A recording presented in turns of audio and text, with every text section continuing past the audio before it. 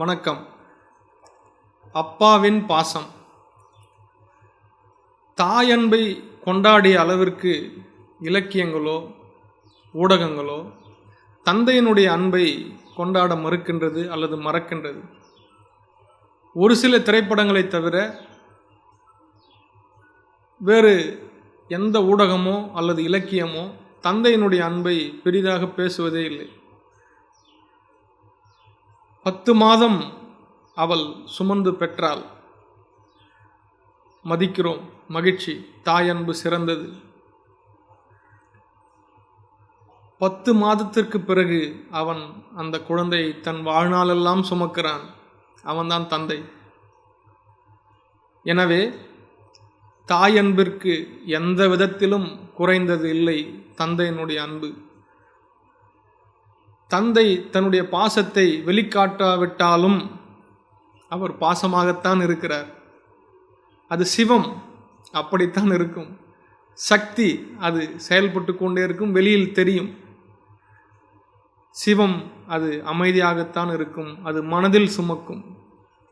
தாய் 10 மாதம் தன் வயிற்றில் சுமந்தால் தந்தை வாழ்நாளெல்லாம் தன் மனதில் சுமக்கிறான். எனவே தந்தை தன் பாசத்தை காட்டாவிட்டாலும் அவர் பாசமாகத்தான் இருக்கிறார் என்பதை நாம் புரிந்து கொள்ள வேண்டும். ஏனென்றால் தாய் தந்தை இரண்டும் இணையானதுதான். எனவே நாம் ஒன்றை உயர்த்தி ஒன்றை தாழ்த்துதல் என்பது போல ஊடகங்களில் இப்போது காட்சிகள் எடுக்கப்படுகின்றது. ஒரு தாயிடமே தந்தையை பற்றி தவறாக ஒரு மகன் பேசுவது போல பல காட்சிகளை திரைப்படங்கள் எடுக்கிறார்கள்.